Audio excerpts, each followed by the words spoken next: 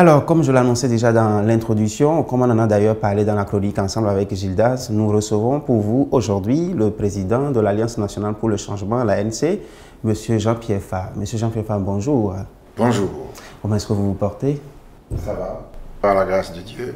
M. Jean-Pierre Fabre, suite au boycott des élections législatives du 20 décembre 2018, par votre parti, l'Alliance nationale pour le changement, qui, rappelons-le, faisait partie d'un regroupement également, vous avez perdu votre titre de chef de file de l'opposition. Quelles leçons tirez-vous de cette situation de 2018? Je pense que quand on est un responsable politique, on ne recherche pas à être chef de file de l'opposition. On cherche à exercer le pouvoir. Et donc, on n'est pas frustré de n'être plus chef de file de l'opposition. Et d'autant que si c'est à la suite d'un boycott d'une élection, il n'y a aucune frustration à ne plus porter un titre qui était peut-être un peu difficile à porter en raison des incompréhensions, en raison des objectifs que poursuit le pouvoir en créant un titre de chef de file de l'opposition. Qui était pratiquement une institution. Oh, ça c'est ce qu'on dit, mais qu'est-ce que ça n'apporte? Rien de spécial. Rien de spécial que des problèmes. Des problèmes parce que les gens ne comprennent pas bien que, en vérité, si vous êtes chef de file de l'opposition, à la suite d'élections sérieuses, non frauduleuses, c'est le peuple qui vous... Ce sont les voix qui se sont portées sur vous qui vous confèrent ce titre et non un décret du chef de l'État. Alors, finalement, pour vous, c'est un soulagement parce que c'est un titre difficile à porter. Je m'apprêtais à vous dire que c'était un soulagement. Le fait d'avoir perdu le titre de chef de file de l'opposition. Pas perdu, de n'être plus. Parce que si vous dites perdu le titre de chef de file de l'opposition, ça veut dire que vous le recherchiez, quoi. Non, pas du tout. Alors, M. Fabre, une chute entraînant une autre après les législatives de 2018. Vous revenez cette fois-ci, nous sommes en 2020, de la présidentielle. Et cette fois-ci, selon les chiffres officiels, on vous crédite de 4,68%. Qu'est-ce qui explique, selon vous, cette dégringolade?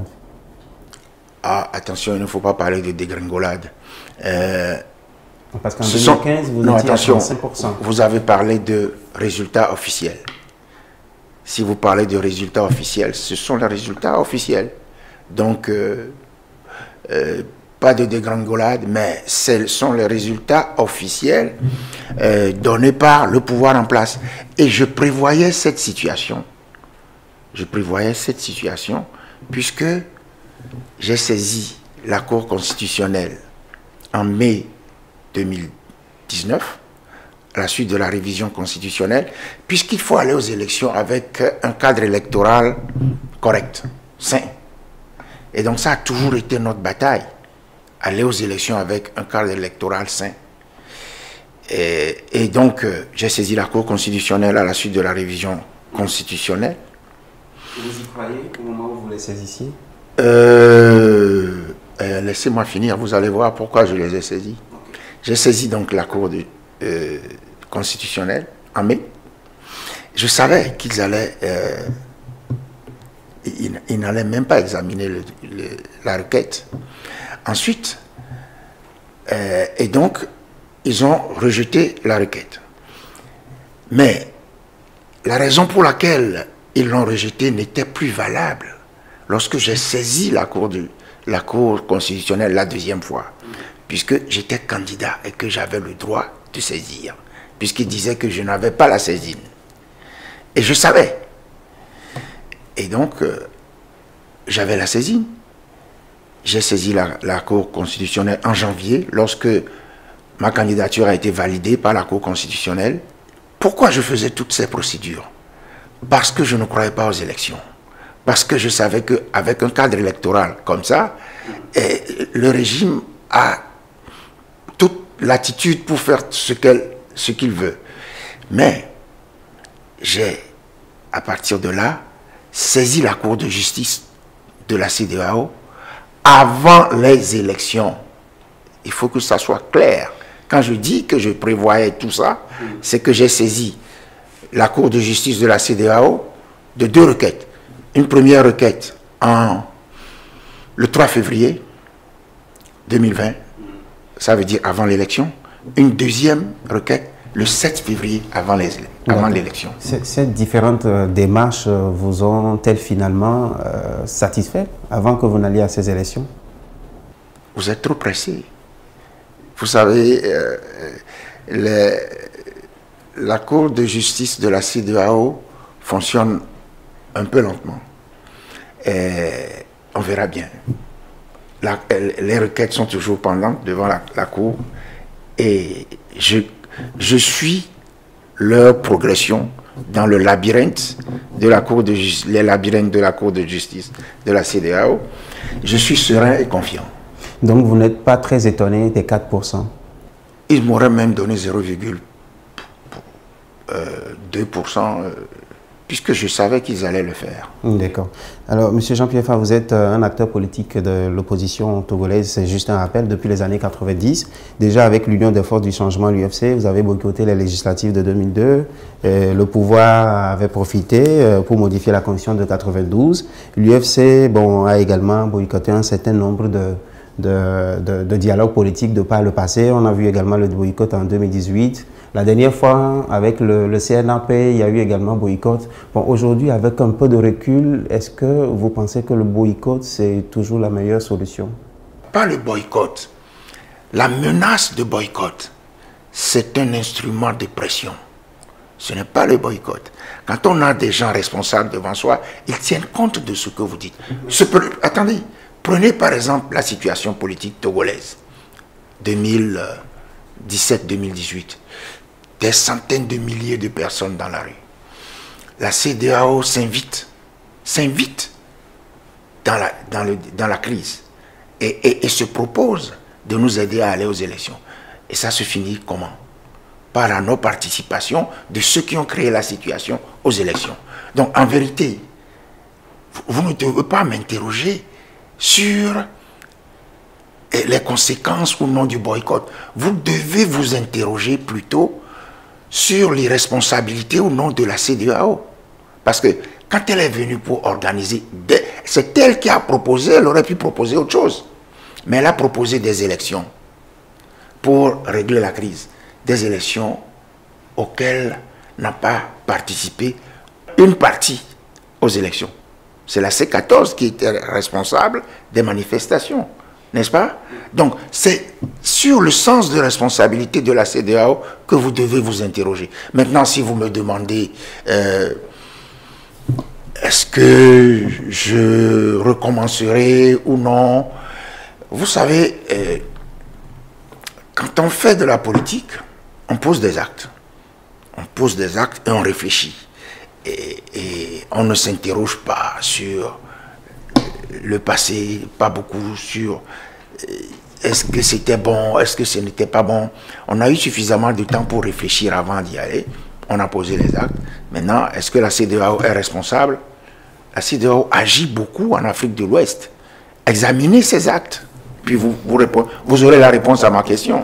D'accord. Nous allons fermer un peu la page consacrée à l'ANC. Nous allons nous intéresser à présent au développement, au nouveau développement de l'ANC, c'est-à-dire l'appel à la mobilisation, à la remobilisation. Non, vous avez parlé tout à l'heure de la CNAP.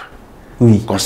Concertation nationale des acteurs politiques. Oui. Eh bien, il faut en parler un peu quand même. Parce que vous savez, nous avons écrit des lettres, adressé des lettres au chef de l'État pour demander la tenue de discussions, pour améliorer, pour assainir le cadre électoral. Lorsqu'on a pris, ils ont pris contact avec nous pour dire que nous allons, il va y avoir des discussions, nous avons dit, nous sommes d'accord, d'autant que nous avons envoyé 3 lettres qui sont restées sans réponse. Et puis, nous avons demandé comment ça va se faire. Nous avons proposé la composition de ces discussions, proposé que la société civile y participe. Ce qui a été, ils ont discuté, puis après ils ont refusé. Nous avons proposé que la société civile y participe. Et puis après, nous avons un mémorandum qui expose nos positions. Donc nous sommes allés à cette discussion. Mais lorsque nous avons constaté qu'en vérité, on voulait se servir de nous comme de faire valoir, nous avons alerté. Attention, nous sommes venus pour faire du bon travail. Nous avons un document et réfléchissons à ce que contient le document. Et puis après, finalement, nous avons constaté qu'on essayait de se servir de nous. Et vous avez dû claquer la porte. Et nous sommes partis. Nous sommes partis. Nous avons vu les conclusions qui ont été publiées par le pouvoir en place. Puis nous avons comparé nos propositions avec les conclusions. Évidemment, c'est le jour et la nuit. Mais si on veut faire des élections et qu'on s'amuse à organiser des élections qui ne seront ni transparentes, ni équitables, ni démocratiques, eh bien, après vous pouvez toujours vous interroger sur les raisons pour lesquelles on n'a pas participé à telle ou telle élection. D'accord. Monsieur Jean-Pierre Fa, vous avez lancé un appel, ce qui a d'ailleurs retenu l'attention de la rédaction d'Écho du Togo dans votre discours à la nation du 30 décembre dernier, c'est-à-dire 30 décembre 2021.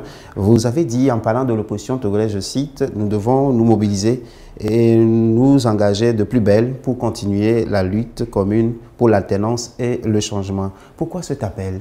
Mais c'est obligé. Comment vous pensez qu'on peut être dans une situation comme celle-ci, où après des élections qui se sont terminées dans la confusion, on reste comme ça? Non, pas du tout. Il faut se remobiliser pour continuer la lutte pour le changement. Est-ce que c'est surprenant que des responsables de l'opposition se disent: eh bien, il faut se remobiliser, appeler les populations à se remobiliser pour reprendre de plus belle la lutte. Ça n'a rien de surprenant. Non, là où il y a peut-être une surprise, c'est que vous aviez entre-temps quitté la C14, boycotté la DMK. Du coup, aujourd'hui, quand vous lancez... Boycotter la DMK. Vous ne vous êtes pas associé à la démarche de la DMK à l'époque. C'est une démarche des plus insultantes. Ça n'a rien à voir avec le sérieux nécessaire à la politique. Ça m'amène à vous citer un peu le 10 octobre lorsque vous aviez pris la parole concernant... Le 10 octobre. Oui, le 10 octobre lorsque vous aviez pris la parole sans pour autant nommer, vous avez dit: que dire donc de cette idée de candidature unique dont le seul objectif est d'éliminer par tous les moyens, y compris la diffamation, un candidat de l'opposition au profit d'un candidat unique dont l'appartenance à l'opposition était discutable, un candidat dont le seul atout était l'invérifiable soutien du Saint-Esprit. Ouais. Vous assumez toujours. J'assume, mais j'assume doublement. Non, mais écoutez, ce qui s'est passé, on ne discute. Ce qui s'est passé est indicible. Avec la DMK. Oui, cette irruption d'un prélat dans le débat politique, avec une volonté d'imposer une personne imbuvable par nous, je dis ça, ça c'est quelque chose qui a abouti à un désastre politique au Togo. D'accord. Je voudrais citer encore quelques extraits de votre discours du le 30 décembre dernier, lors de votre présentation de vœux au Togolais. Vous dites, je cite, « Notre pays continue de souffrir des graves conséquences des agissements de charlatans qui ont abusé de l'aspiration profonde des Togolais au changement. » Ensuite, vous ajoutez un peu plus loin, « À coups de mensonges, de bluffs, de leurres, à coups de mystification, de fanfaronnades, les imposteurs ont réussi à corrompre l'intellect des citoyens, agressant en permanence la véritable opposition. » Et puis pour finir un peu, devant, vous les qualifiez de bande de prestigitateurs. Bon, seriez-vous prêt finalement à faire chemin avec les charlatans, les imposteurs, la bande de prestigitateurs? Non. Déjà, même qui sont-ils, ces charlatans? Ben, vous avez vu, ceux qui ont posé les actes dont j'ai parlé, vous les connaissez.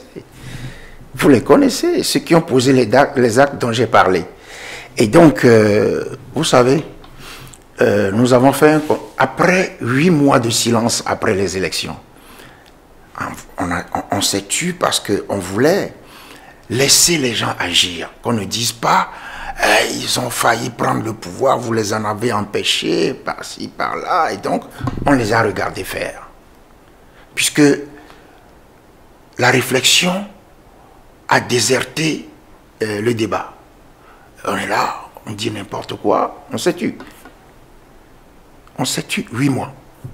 Puis après, on a organisé un conseil national de notre parti qui nous a recommandé de toujours travailler avec l'opposition, mais avec des partis que nous considérons comme sérieux et responsables. C'est terminé. On dit, mettez-vous ensemble.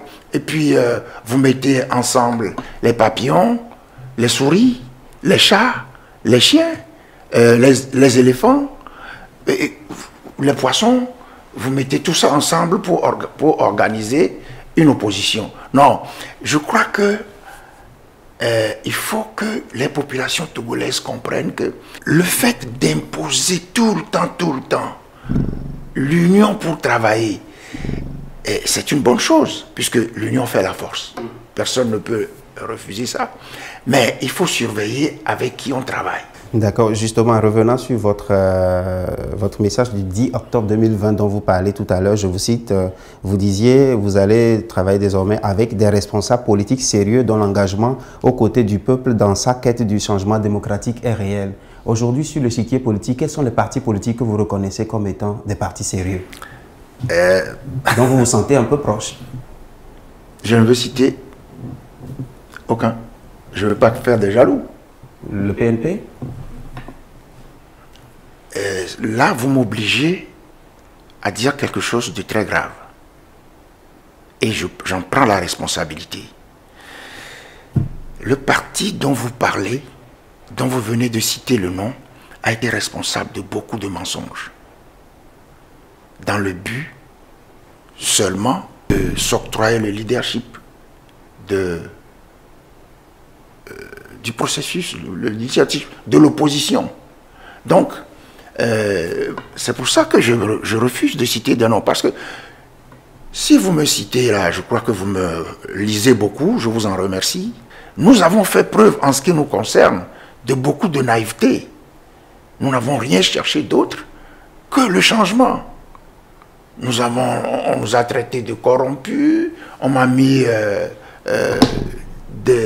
une affaire de 30 millions sur le dos, dont je n'ai jamais vu les couleurs. Vous savez, il y a deux raisons pour lesquelles on échoue au Togo. Il y a évidemment l'adversaire, un régime militaire à façade civile, qui utilise la corruption et la violence. Et donc, il ne faut pas s'étonner. Mais il y a aussi nous-mêmes. Il y a des gens qui ne travaillent pas, qui se vantent sur les plateaux de télévision et sur les radios, qui ne sont pas connus sur le terrain, et qui sont les chantres de l'union, et qui viennent chez vous dire, celui qui ne veut pas de l'union, c'est qu'il est égoïste, ce sont les gens qui sont égoïstes. Non, non. D'accord. Monsieur Jean-Pierre Pham, président de l'Alliance nationale pour le changement, puisque vous êtes justement le président de l'Alliance nationale pour le changement, avant de vous laisser partir, je pourrais quand même vous poser la question de savoir quelle est votre stratégie aujourd'hui pour redorer un peu le blason de l'image de l'ANC, essayer de remonter la pente. Est-ce que vous avez une stratégie comme ça? Je vais vous expliquer que la meilleure stratégie, c'est le travail dans la patience. C'est toujours le travail. Moi j'ai constaté au Togo depuis, quand vous parlez, on vous demande, quelle est votre stratégie? C'est toujours cette formule. Quelle est votre stratégie? On a un adversaire en face, violent, c'est l'armée, c'est la corruption parce qu'ils ont beaucoup d'argent et tout ce qu'on demande aux autres, les pauvres qui n'ont rien, qui sont massacrés, assommés, quelle est votre stratégie? La patience. Lorsqu'on a le temps d'un battement, des cils, lorsqu'on a foutu en l'air le sacrifice, les efforts de décennies, il faut se montrer patient pour reconstruire. patience et longueur de temps font plus que force ni que rage. Patience et longueur de temps font plus que force et ni que rage. C'est bien ça, M. Jean-Pierre Favre? Bon, puisque j'ai pris l'habitude de vous citer durant toute cette émission, je vous cite encore à la fin. Et je profite également de l'occasion pour vous dire merci. Je vous en prie. Okay. Je vous remercie de m'avoir invité ici. Je vous souhaite que votre entreprise croisse, que vous deveniez très grand et que je revienne ici pour être encore invité. Et j'espère que dans l'intervalle, j'écrirai beaucoup de choses qui vous plaisent pour que vous puissiez continuer à me citer. D'accord, merci beaucoup Monsieur Jean-Pierre Favre. Je rappelle quand même aux téléspectateurs que nous avons quand même affaire au maire du Golfe 4. Merci encore une fois pour votre attention. Nous ne cesserons jamais de vous le répéter. Vox Africa, c'est la voix d'une Afrique fière.